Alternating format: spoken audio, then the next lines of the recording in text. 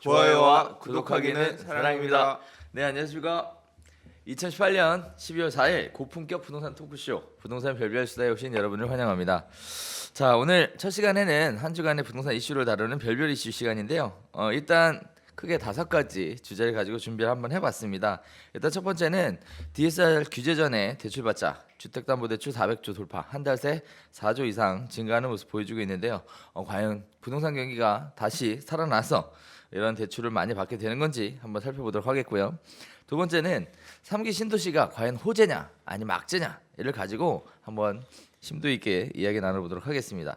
자, 세 번째는 진짜 떨어졌나요? 실수요자들은 집값 하락에 대한 체감을 못 느끼고 있다고 하는데 과연 상황은 어떤 건지 한번 살펴보도록 하겠고요. 올라도 걱정, 내려도 울상, 집값은 아이러니다라고 얘기를 하고 있습니다. 요거는 이제 한 번쯤 다뤘던 주제이기 때문에 오늘도 그와 유사한 이야기 한번 나눠보도록 하겠고요. 마지막으로 5번째는 부동산 거래 절벽이다라고 얘기하는데 과연 언제쯤 이 거래 절벽이 풀릴 것이냐에 대해서 시장에 다양한 이야기가 존재하는데요. 그 중에 가장 임팩트 있게 나오는 얘기 중에 하나가 최소 20%는 하락해야 된다. 과연 그 근거가 뭔지 한번 살펴보도록 하겠습니다. 자, 그럼 오늘도 본격적으로 시작 한번 해볼 텐데요. 강 소장님. 안녕하세요. 네, 머리도 안 깎으시고 옷도 똑같고 뭐 바뀐 게 없어요. 어떻게 시간이 멈춘 듯. 올고준 남자. 야, 변함없는. 시간이 멈춘 듯. 네, 우리가 녹화 방송이 아니라는 거 다시 말씀드리면서. 자, 지난주에도 이렇게 입고 나왔어요? 그랬던 것 같은데. 모르겠다. 혹시 몇 번 없어요? 자, 우리 그 다양한 선택을 해야 되는 입장에서 선택의 가지수를 줄이려고 하는 우리 강 소장님 모습입니다. 네, 발표 났어요? 아직이요. 아직이에요? 이번 주 목요일에. 아, 그렇군요. 기대하겠습니다. 자, 그럼 본격적으로. 뭔데? 글쎄 모르겠어요. 자, 본격적으로 한번 시작해 보도록 하겠습니다. 첫 번째 소식인데요.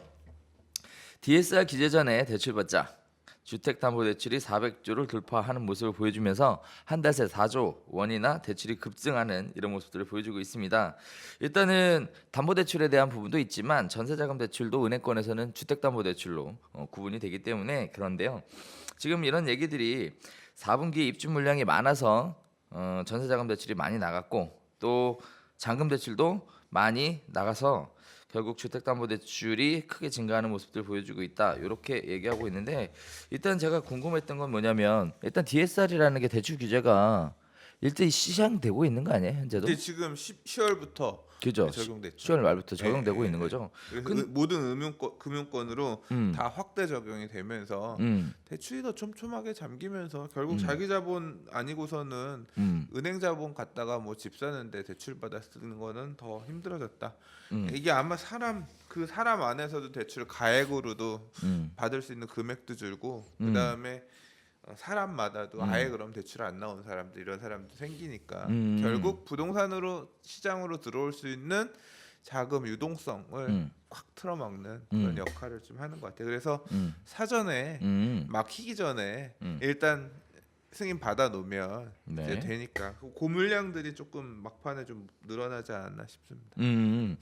근데 한편으로는 그러면 결국 이런 얘기가 되잖아요. 대출을 받기가 어려운 상황임에도 불구하고 주택담보대출이 4조 원이나 늘었다라는 얘기는 결국은 최근에 입주하는 아파트들이 많이 늘었다 이렇게 얘기해도 될 것 같은데요. 어떻게 보세요? 뭐 입주하는 아파트 늘어나고 있는 거는 당연히 지금 늘어나고 있는 상황이긴 하고요. 네네. 그다음에 뭐 9월달 거래했던 거 10월, 11월 잠금 치는 것들도 있을 거 아니야. 네네. 이제 그런 왜냐면 거래 확 늘었었으니까요. 9월 초까지 이제 뭐 그런 부분도 있을 수 있을 것 같고요. 뭐 여러 가지 중복해서 거래량 터졌던 거에 대한 마지막 마무리 뭐 그렇게 볼 수 있을 것 같아요. 그래서 이제 결국은 대출이 더 좀 촘촘하게 조여지기 전에 분양받았었던 또는 입주를 예정하고 있었던 또는 소장님 얘기하셨던 대로 9월 달에 거래됐었던 것들 이런 것들이 담보대출로 연결을 하게 되면서 4조 원이 올라간 것이지 시장 자체가 막 다시 활성화가 돼서 네. 뭐 과열되는 대출이 그런 상황은 지금. 아니라는 거. 네. 이렇게 정리하면 부동산 될것 사장님들 같습니다. 얘기해 보면 암울해해요. 다들 요새 연락 와요. 뭐해요? 노는데?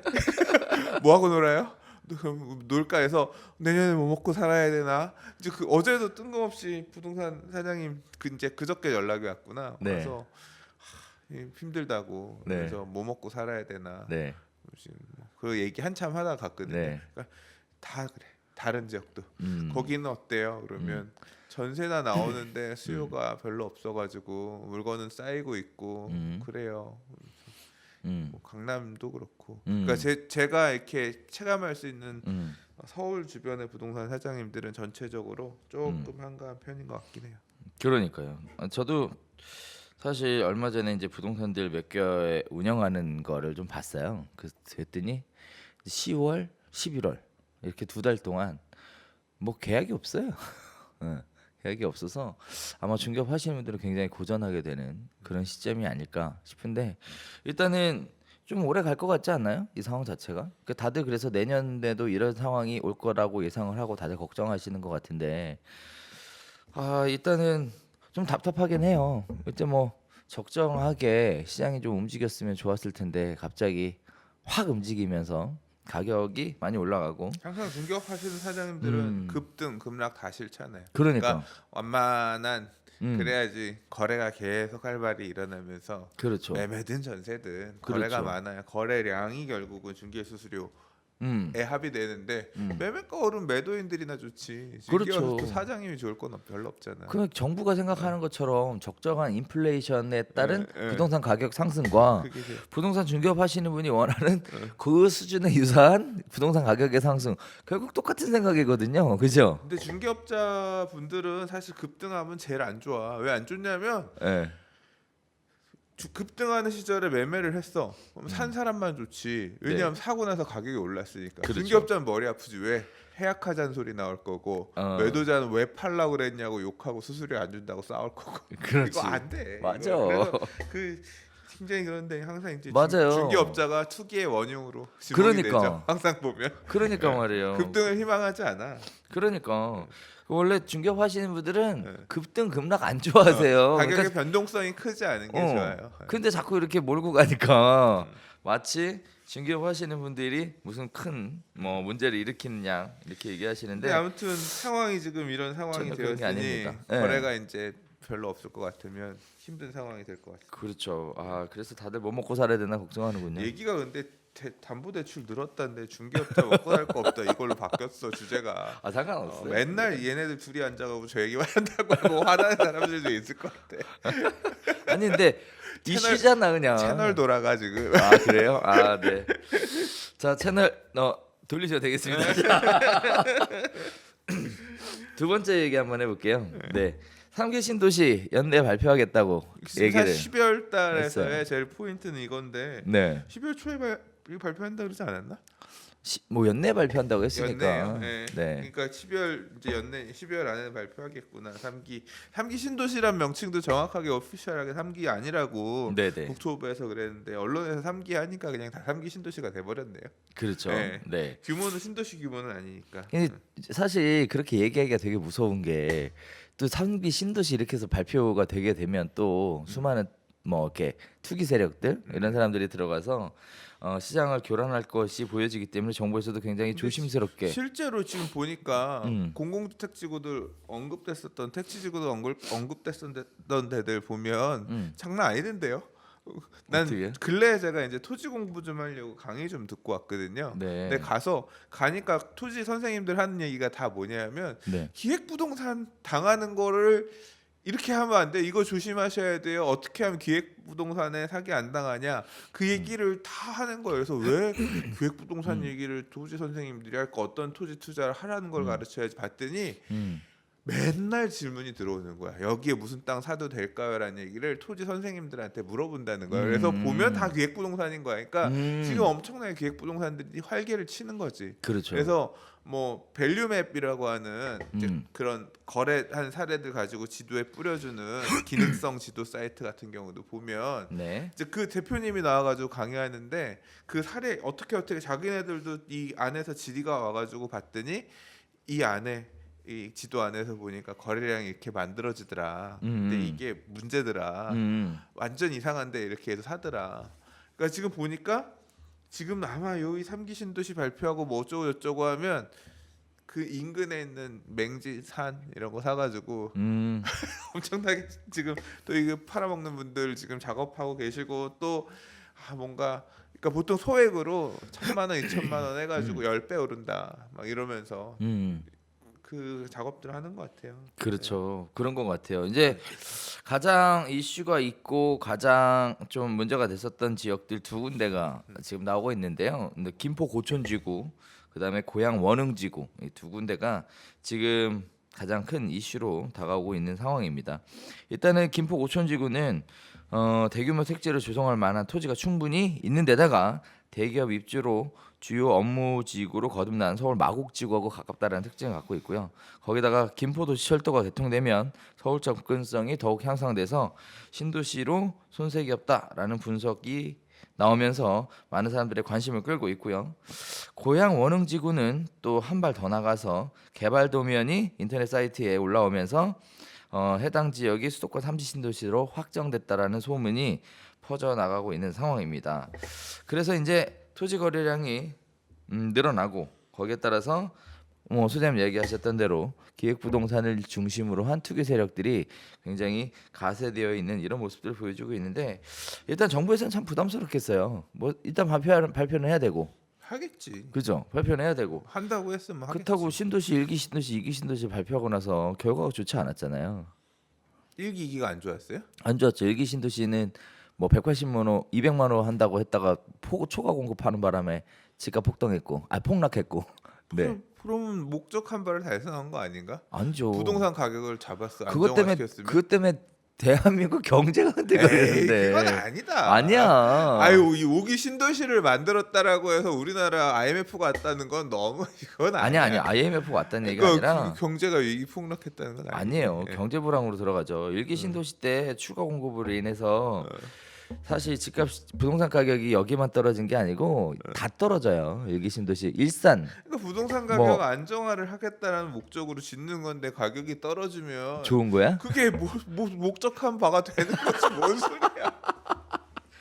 그래서 2기 신도시는 마찬가지잖아. 2기 신도시는 폭등이 아니라 1기 신도시는 가깝고 2기 신도시는 멀잖아요. 근데 2기 신도시로 가기 위한 교통 인프라가 안 만들어지니까 서울의 집값이 문제인데 네. 서울의 부족한 주거 수요를 충족시키기 위해서 서울 주변에 신도시를 짓는 건데 집은 져놓고 교통 짝대기를 안 거놨더니 결국 2기 신도시가 이 서울의 주거 수요를 분산해주는 역할을 제대로 하지 못하면서 서울은 서울 나름대로 여전히 불안 요소를 갖고 있었고 2기 신도시는 그냥 집만 져놓고 거기도 영 어중뛴 주거 지역들이 돼버렸고 그게 지금 아직 여태까지 해결이 안 된 거죠. 그래서 지금 작과란 얘기가 광역철도 교통망 GTX 같은 거 나서 경정철 이런 거 하지 말고 제대로 된 교통 점프할 수 있는 교통망을 만들어서 2기 신도시가 서울의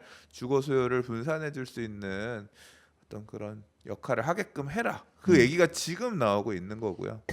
3기 신도시 얘기는 이제 1기 신도시하고 서울 사이 더 가까운 이 일종의 보금자리 위치잖아요. 더 가까운 데다 넣으라고 하는 거니까. 지금 3기 신도시라고 하는 개념이 3기 신도시가 아니라 이제 그 지역의 택지지구를 새로 좀 규모 있게 조성을 해서 서울 안에서 충족할 수 있는 주거 수요를 분산하겠다, 주택 공급을 하겠다, 장기적으로 2023년 이후에 뭐 그런 얘기죠. 그러면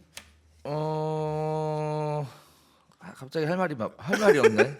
죄송합니다. 제가 다 말 다 했어요? 아니 그게 아니라 집값이 폭락해서 잘 됐다니까 뭐 할 말이 없지 뭐.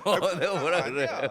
폭락이 아니야. 조정이었죠. 그냥 장기적으로 90년대는 집값이 그렇게 미친 듯이 폭등하는 역할은 안 했죠. 집을 많이 져놓고 공급 물량이 어느 정도 있었으니까. 그리고 1기 신도시 같은 경우는 그래도 빨리 얼렁얼렁 짓기도 했고 그래서 공급이 빨리 됐으니까. 자 일단은 그렇다고 치고 넘어가겠습니다. 여기서 얘기하면 듣기 싫은 얘기들이 나올 것 같아서. 근데 3기 신도시가 진짜 이번에 어디 할지 어떻게 될지 이게 들어가면 이게 3기 신도시 보면 대체적으로 좀 다 반대거든요. 우리 왜 반대요? 이 지역을 지정하지 말아라 이런 식으로 원주민들 반대가 엄청 계속 기사로 올라와요. 네, 그래서 뭐 이제 그런 실제로 이 토지 보상에서 가는 것과 이제 언제 될까 이제 이런 부분도 사실 의문이기도 하고 그리고 또 하나는 뭐냐면 봐요. 일산 가는 중간에 고향 그 안에 지금 원흥지구 그러니까 기존의 원흥지구가 요만한데 더 커져가지고 엄청 커지면 자유로 타고 사람들 다 다니는데 자유로 통일이 요만한데 네네. 이제 그 길을 타고 이용하는 사람들이 그만큼 더 늘어나는 거 아니에요. 그러면 이제 기존의 구일산 분들 같은 경우 어떻게 했어요?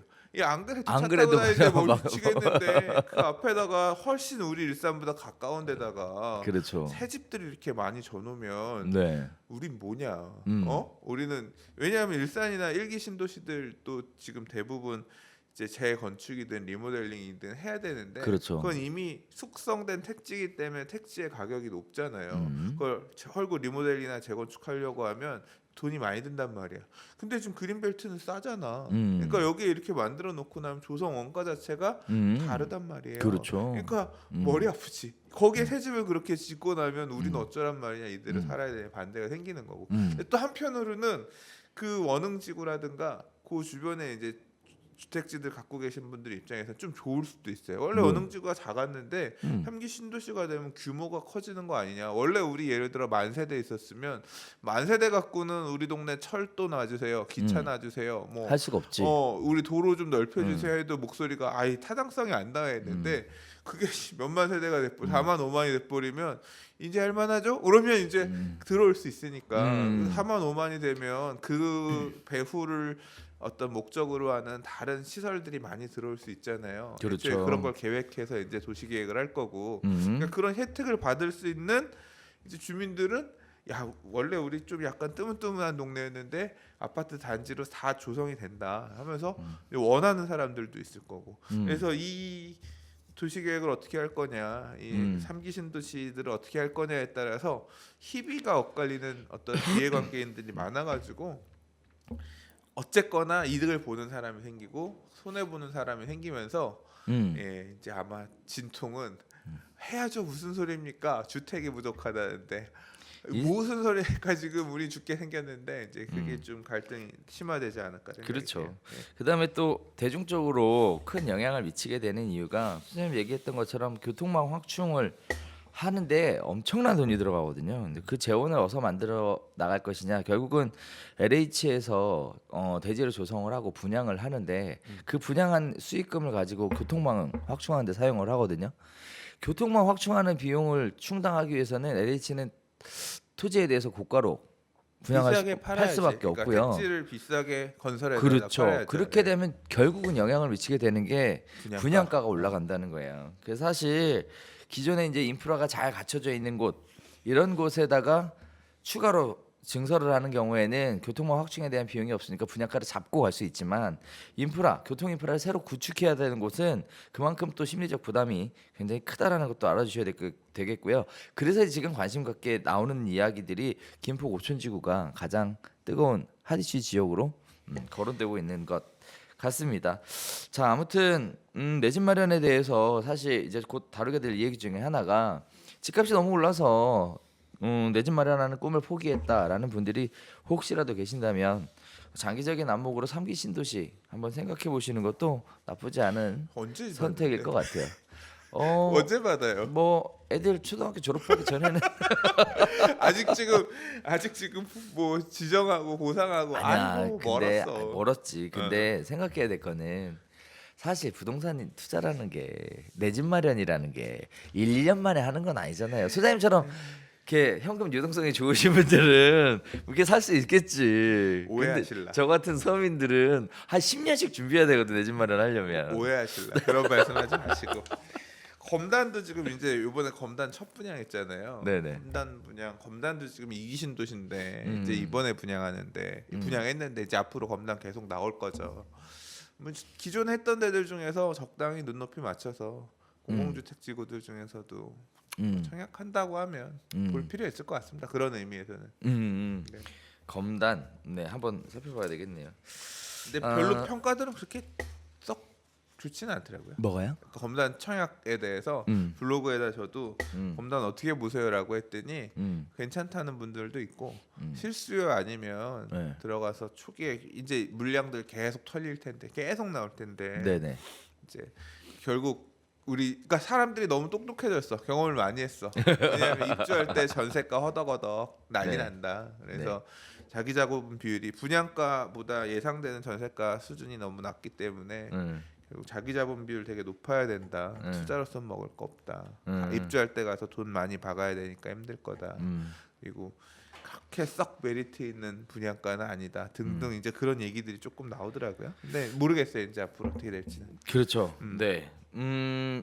검단 어차피 말씀하시고 그런 얘기 하셔서 저도 이제 제 개인적인 생각으로는 이제 사람들이 생각하는 것들이 아까 우리 얘기했던 교통망에 대한 부분, 그러니까 서울로 출퇴근하는 부분에 대한 것도 있지만 자급자족이 가능한 도시에 대한 얘기도 있거든요. 근데 예전에 그 처음에 검단 신도시가 지정이 될 때, 근데 그 당시에는 검단이 서울하고 근접성 이런 부분들 때문에 관심이 많이 가는 지역이었었어요. 그런데 밀려요 사실. 그래서 어디에?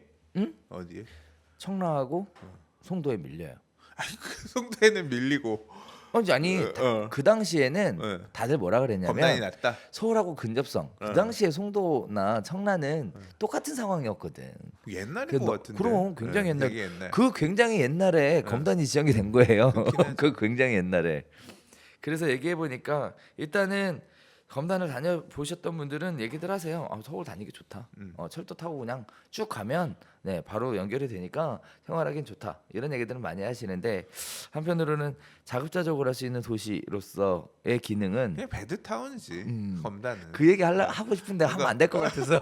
에이, 그건 다 알지. 근데 그래요? 이제 그나마 철도가 있고 갈아타고 하면 여의도 쪽 9호선 라인 이어지면서 공철 이쪽으로 이어지면서 다닐만 하니까. 그렇죠. 사실 검단이랑 항상 저는 김포 한강 신도시 쪽이랑 비교가 됐는데 네. 중간에 이제 딱 고촌이 이렇게 만들어지면 네. 검단이나 한강 신도시도 피해자지 어떻게 보면. 음. 근데 모르죠. 이제 그 연결이 되면서 멀었다며. 사업 타당성이 높아지면서 GTX라든가 아니면 광역철도가 이어질 수 있을 어떤 없어. 근데 그럴 가능성 그럴 없어. 가능성 없고 없어? 없고 이미 있는데 뭘? 하긴요. 예. 네.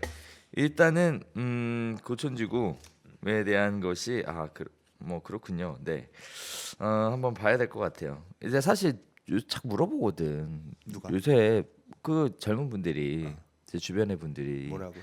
뭐 사야 되냐 말아야 되냐 뭐 돈은 없는데 무슨 뭐 어디로 가야 되냐. 그럼 제가 항상 그 얘기하거든요. 청약 통장 어떠한 일이 있어도 목숨줄로 생각하고 붙들고 있어라. 곧 기회가 온다. 검단 이런 데는 지금 이제 기존에 분양한 단지 같은 경우는 1년 뒤 전매가 가능하니까 사람들이 전매하려고 피 받고 팔 수도 있으니까 많이 들어가고 인기 단지 또 시범 단지는 원래 좋잖아요. 그렇죠. 이제 앞으로 나올 애들 같은 경우는 이제 조금 위치도 빠지는 애들 나올 거고 전매도 안 되고 하면 진짜 실수요자들 시장인데 네. 좀 미분양도 나올 것 같거든요. 이제 그럼 사실 그러니까 지금 전매가 되는 앞선 메이저 단지들에 대한 고민이 아니라 그러니까 청약 통장을 쓰지 않고 선착순이나 미분양 나오는 단지들을 어떻게 평가해야 될 것인가. 사실 그건 저도 가서 저는 계약금만 있으면 가서 중도금 대출 뭐 저거 없으면 그렇죠. 볼 수 있는 거잖아요. 조정 대상 지역도 아니고 비규제 지역이고 하면 생각해 볼 수 있는데, 그러니까 어떨까 계속 고민이 되는 것이 나죠. 뚜렷한 답은 없어, 잘 모르겠어. 근데 예를 들자면 뭐 양주 옥정이나 이기 신도시들 중에 나올 애들이 있는데 어떻게 평가해야 되나? 그러니까 사람들 반응을 나는 잘 모르겠고 사람들 분위기를 좀 보고 있어요, 저도. 네. 지금 강 소장님 얘기하셨던 게 그런 거예요. 그 분양권 투자를 하시는 전문적으로 하시는 분들이 미분양 싹쓸이 아니죠. 그러니까 실수요 입장에서도 여기가 들어갈 만. 왜냐하면 지금 차라리 가점이나 이런 거 안 아니지. 되면 못 들어가잖아. 그렇지. 그러니까 그런 분들이 쓸만한 통장일까 아닐까를 생각해 보는 거죠. 근데 저는 개인적으로 그런 분들한테 요새 얘기하고 싶은 게 미분양이 나올 정도면 관심 있는 지역들도 가점 많이 떨어지거든요.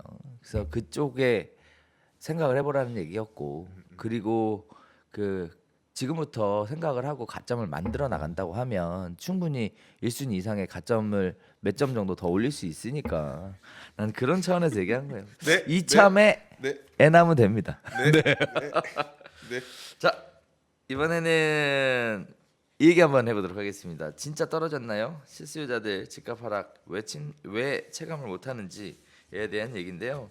일단 뭐 다들 실수요자분들의 어떤 상대적 박탈감, 상실감이 아직까지 해소가 되지 않는 그런 모습들 보여주고 있는 것 같습니다.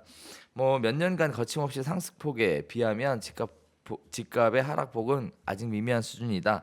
그다음에 또 집값이 더 떨어질 것 같다라는 심리적인 분석이 굳어지고 있지만 여전히 집값은 실수요자들이 감당하기 비싼 수준이다. 또 시장에 나와 있는 이야기들을 또 들어보면 생각보다 집값 하락하는 폭이 없다. 다들 관망세로 들어간 것이지 매도자가 적극적으로 매도에 나서는 것은 아니다. 등등 다양한 이야기들이 나오고 있는데요. 일단은 집값 제가 그냥 개인적으로 체감하기에는 뭐 이렇게 싸게 내놓고 뭐 이런 분위기는 아닌 것 같은데 문의는 늘어나고 있어도 집값이 싸게 나가려면 어떻게 해야 되냐면 중국이 망했다, 미국이 망했다 그런 얘기가 나와야 네. 심리적으로 전쟁이 났다 이런 네. 얘기가 나와야 겁이 나서 네. 어이쿠야 하고서 물건을 내놓지. 엊그제까지만 하더라도 2달 전까지만 하더라도 가자를 외치던 사람들이 아니 그 돈에도 안 팔았는데 뭐 변한 게 있다고 언론에서 떨어진단다 조정받는다 얘기 나온다고 팔겠어요. 그래요. 중국이 뭐 크게 문제가 생겨서 우리나라가 지금 외환 위기가 왔다 막 이런 식의 큰 경제적인 위기에 대한 어떤 공포감이 내 뒤통수를 팍 때려야 2억 싸게 드리겠습니다. 3억 싸게 드리겠습니다. 제발 좀 사주세요 얘기가 나오는 거지. 그래 아직 하락하는 지금 거지. 그런 외부적인 이슈가 없는 상태에서 시간이 충분히 지나지 않았기 때문에 가격이 확 떨어진 형태로 조정받아서 물건이 나오기에는 쉽지 않은 상황이다. 매매는 임대는 또 다른 문제죠. 임대는 지금 많이 조정받아서 나오고 있는 것 같아요. 임대도 그렇고 매매도 그렇고 지금 일단은 시장 자체가 전체적으로 짙은 관망세 속에 들어가 있는 상황에 내 집 마련이나 또는 주택의 실수요자들이 사기에는 부담스럽다 이렇게 얘기를 하면 될 것 같아요. 그래서 기대하는 건 이제 좀 싸게 사고 싶은 거죠. 근데 자기의 기대 수준에 못 미치는 가격이다 이렇게 해석해도 될 것 같은데. 매수하고자 하는 분들은 두 부류가 있겠죠. 가격이 조정되면 사겠다. 내가 원하는 수준까지 조정받으면 보통 그거죠. 내가 얼마에 봤는데 그때 안 샀는데 급등해서 놓치고 있었는데 다시 그 수준까지 내려오면 살게라고 보시는 분들이 있는데 또는 아예 이제 아니야 이제 살 때 아니야 끝났어 이제 가격 완전히 바닥 가는 거야 지금 매수 타이밍 아니야 이렇게 뭐 아예 관심 없는 부류 나눌 수 있을 것 같은데 말 그대로 원하는 수준까지 가격 조정 받으면 살까요? 겁나서 더 떨어지는 거 아니야 하고서 못 들어갈까요? 우리 경험했잖아. 안 사요. 아니 안 근데 사. 사실 분들도 있을 것 같아요. 근데 이제 거의 없어. 거의 없어? 제가 수많은 사례들을 옆에서 폭등기와 폭락기를 근데 그런 지켜본 경험도 있잖아요. 조정 좀 더 상황. 떨어질 것 같아 안 사다가 네. 그 수준에 왔는데 안 샀더니 다시 올라갔다 해서 후회하신 분들이 이번에는 오면 사야지라고 맘먹고 대기하고 있을 수도 있지 않을까. 일단은 이제 시대가 바뀌었잖아요. 10년이 지나면서 네. 그러면서 생각들도 좀 많이 바뀐 것 아니야. 같고. 제 얘기는 그게 아니라 지난 조정 텀에도 예를 들어서 우리가 2016년 11.3 부동산 대책 나오고 나서 조정 텀이 한 번 있었죠. 조정 받을 때 살까 고민하다가 안 산데 갑자기 2017년 3월, 4월, 5월 팍 튀면서 타이밍 놓쳐가지고 못 사심. 아이고 아쉬웠다 했는데 이제 그리고 나서 쭉 2017년 파리 부동산 대책 나오기 전까지 확 올라왔잖아요. 그렇죠. 미친 듯이 올랐잖아요. 네. 그리고 9월부터 조정 받으니까 이제 다시 떨어지나 보다라고 해서 이번에 이제 내가 원하는 수준 되면 사야지 또 기다리다가 갑자기 2017년 12월부터 또 1, 2, 3, 2018 1, 2, 3에 확 튀어 올랐잖아요. 네. 그 못 산 사람들. 이제 이렇게 그 경험이 지금 그게 한 번 있고 또 최근은 얼마냐면 2018년 8월부터 9월 7, 8, 9 또 튀어 올라갈 때 이제 그때도 한번 또 놓친 분들 계시잖아요. 지금 이제 다시 이제 조정받고 있는 상황인 건데 다시 올라간다 그런 얘기가 아니라 그런 것 같은데 지금. 그 얘기가 아니라 네. 수요층들 중에서 네. 자 내가 8.2 대책 나오기 전 또는 9.13 대책 나오기 전 또는 11.3 대책 나오기 전 수준 또는 그 비슷한 수준까지 가격이 흘러가면 내가 요번에는 들어가야지라고 나름대로 마음먹은. 왜냐하면 그렇게 기다리다 못 샀는데 튀어올라고 한 보신 분들이 계시잖아요.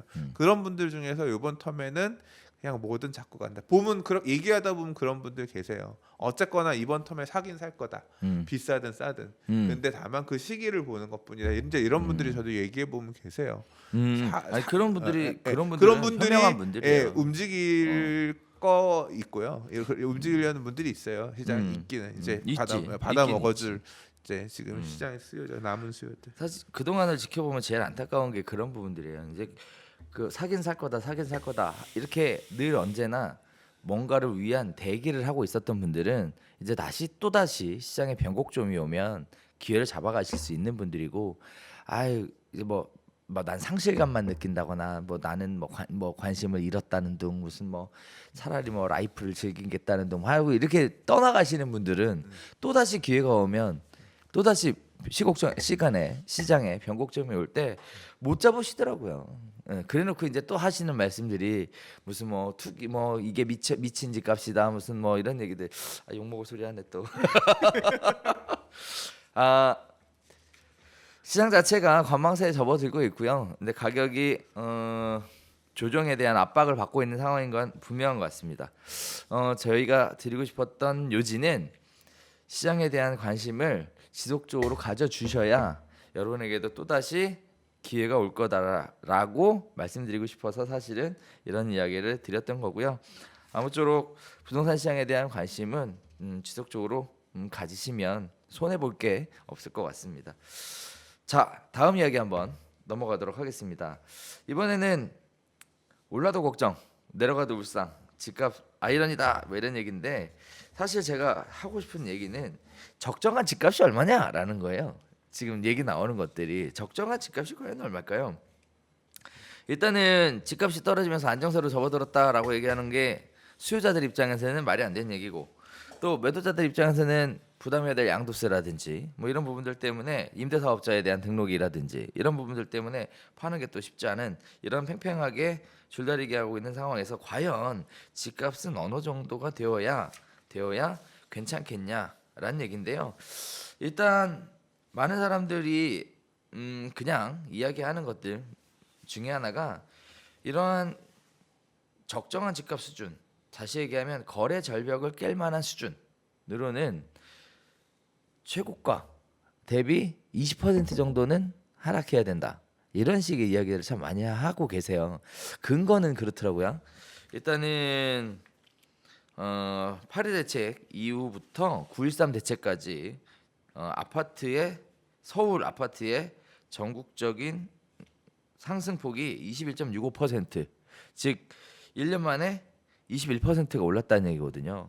그러니까 적어도 매수자들이 움직이려면 1년 전 가격 정도는 돌아가줘야 매수자들이 움직이지 않겠냐 이런 얘기를 하고 있고, 또 가능성도 있다라고 보는 게 금리가 인상이 되고 그다음에 종부세에 대한 부담이 늘어나고 하게 되면 시장의 물량이 나오게 되면서 그 정도 하락되면 거래가 될 수 있지 않겠냐 이런 식의 이야기들을 하고 있는데, 선생님은 어떻게 생각하세요? 저는 개인적으로 어차피 부동산 가격이라는 것 자체가 떨어진다 그러면 떨어질 거는 같거든요. 물론 선생님 얘기하셨던 것처럼 대외적인 큰 변수 이런 것들이 있으면 빨리 피부로 와닿을 수 있겠지만, 현재 시점에서 매수자들이 느끼는 가격 부담이라는 게 요 정도 선을 생각하고 있는 것 같은데, 소장님 만나시는 매수에 관심 있는 분들, 이분들이 생각하는 적정 매수선 이런 건 없나요? 예. 네. 20% 빠지면 사겠다.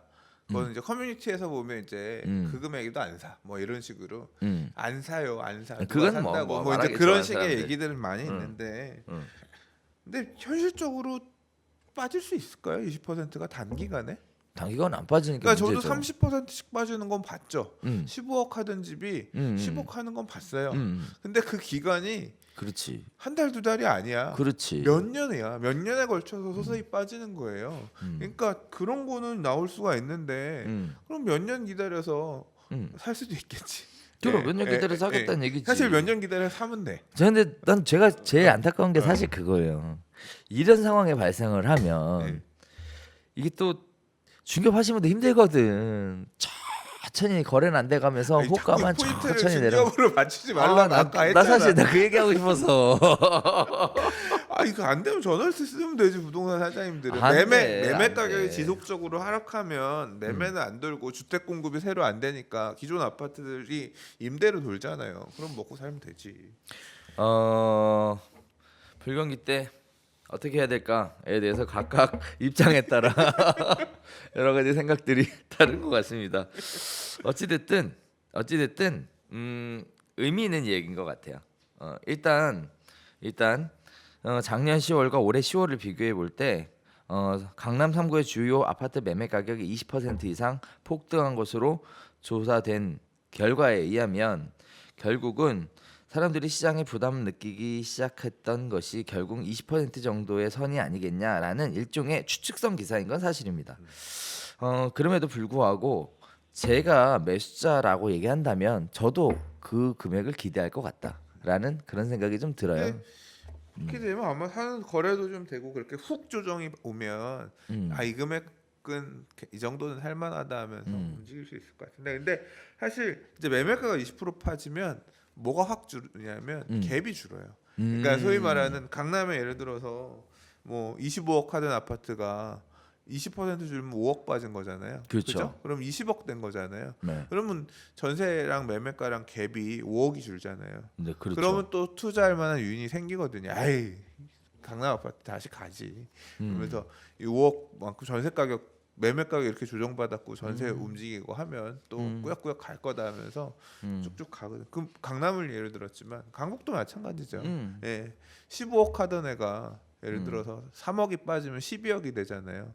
전세 뭐 8억, 7억 뭐 조정된다고 하더라도 실투자 금액이 줄어들면서 서울 안에 요지에 새 아파트 좋은 거 들어가려는 수요들은 또 들어오거든요. 예. 되겠죠 그런 거는. 근데 그렇게까지 조정이 오려면 내부적인 요인으로는 좀 시간이 걸릴 거고 예, 외부적인 충격이 있으면 조정될 수도 있는데 예, 근데 그런 부분을 알 수는 없잖아요. 그렇죠. 네. 알 수 없죠. 아무쪼록 뭐 각자의 입장에서 좋은 결과들이 나왔으면 하는 바람은 있습니다. 뭐 말이 안 되는 바람인 거지. 잘 판단해야 돼. 이 흐름을 잘 타고. 그래서 사실 이제 이 얘기는 좀 해야겠다. 그러면 뭐야? 저는 이게 가격이 오르든 떨어지든 그렇게 뭐 오르면 올랐나 보다 떨어지면 떨어졌나 보다 사실 좀 저는 그런 포지션이거든요.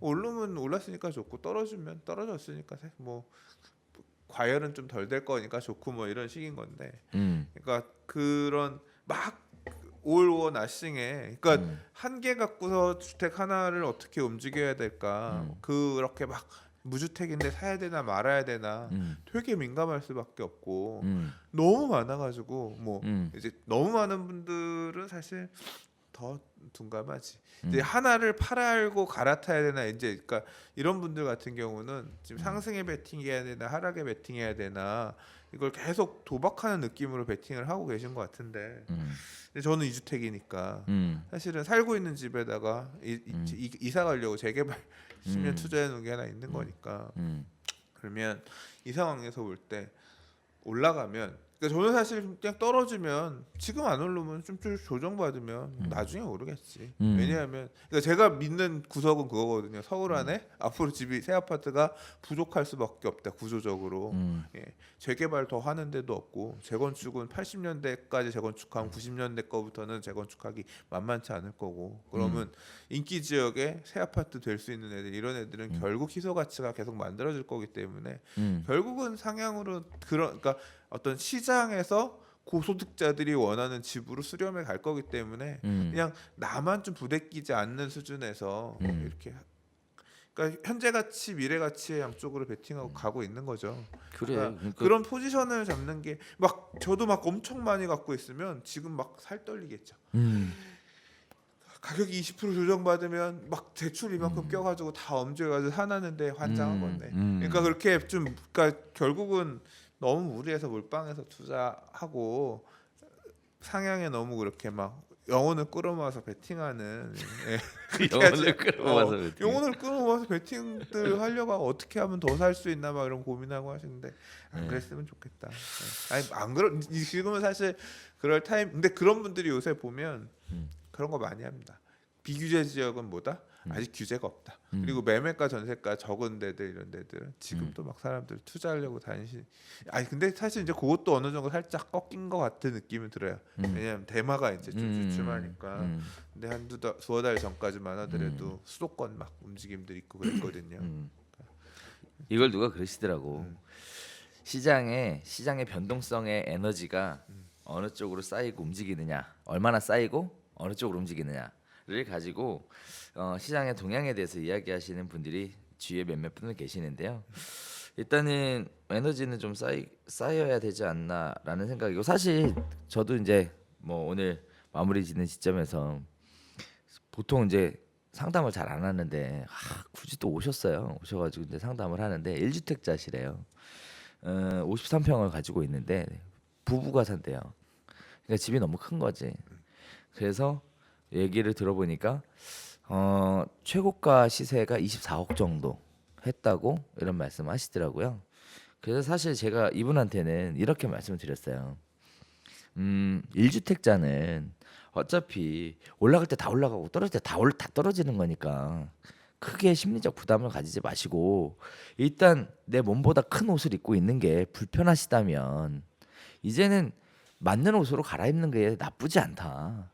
그거에 대해서 시장에 대해서 너무 민감하게 반응할 필요가 없다. 이런 말씀을 드린 바가 있고, 또 하나는 연세가 좀 많으세요. 그래서 사업을 하시는 분이긴 하신데 이제 종부세 부담에 대해서 지금은 전혀 가늠을 못 하고 계시더라고요. 그래서 대략적으로 종부세가 이렇게 부담이 될 것 같습니다라고 말씀드렸더니 이제 또 다시 한번 생각해 보시는 계기가 되시는 것 같은데, 저는 개인적으로 그런 생각이 드는 것 같아요.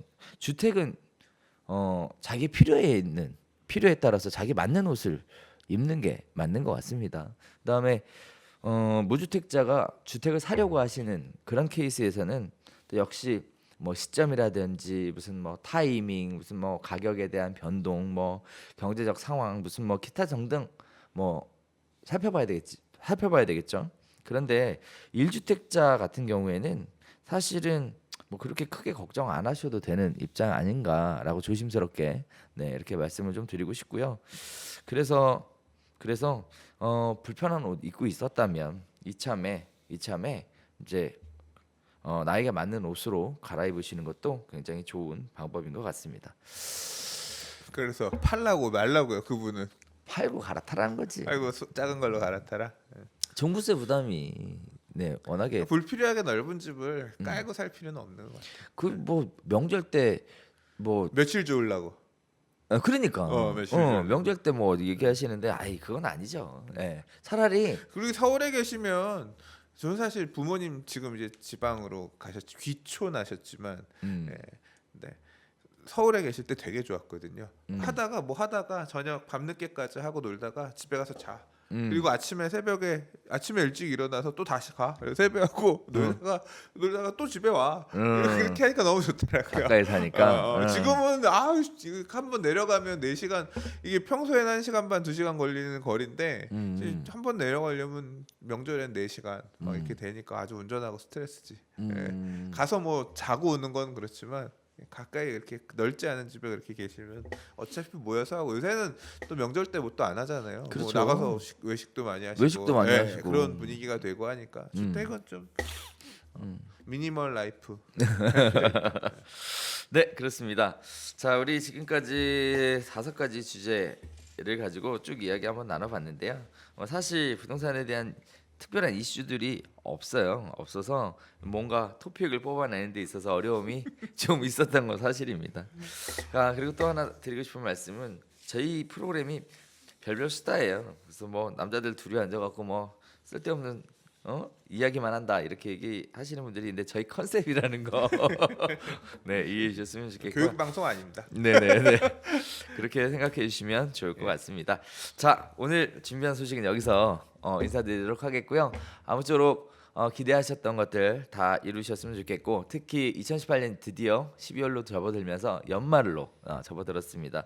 다양한 송년회 일정들 많이 있으신 것 같아요. 좀 밖에 나가 보면 뭐 그냥 어마어마한 인파 때문에 다니기가 어려운데, 그동안 가까이 지내셨던 분들, 정을 나누셨던 분들, 또 감사의 인사를 해야 될 분들, 이런 분들 함께 연말 따뜻하게 보내셨으면 좋겠습니다. 자, 저희는 여기서 인사드리도록 하겠고요. 다음 주에 다시 찾아뵙도록 하겠습니다. 감사합니다.